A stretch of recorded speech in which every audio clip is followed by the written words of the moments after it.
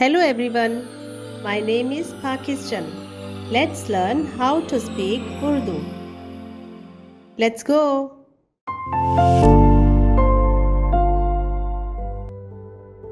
जब इबर 34 बरस का था तो उससे फलज पैदा हुआ।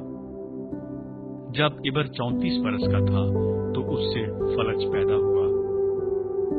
जब इबर 34 बरस का था तो उससे फलज पैदा हुआ।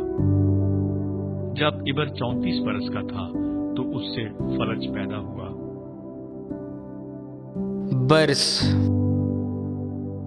बरस बरस पैदा पैदा पैदा 34 34 34 जब इबर 34 बरस का था तो उससे फलज पैदा हुआ। जब इबर 34 बरस का था तो उससे फलज पैदा हुआ। जब इबर 34 बरस का था तो उससे फलज पैदा हुआ। जब इबर 34 बरस का था तो उससे फलज पैदा हुआ। बरस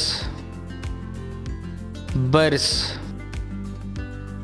बरस पैदा पैदा पैदा 34 34 34 See you again.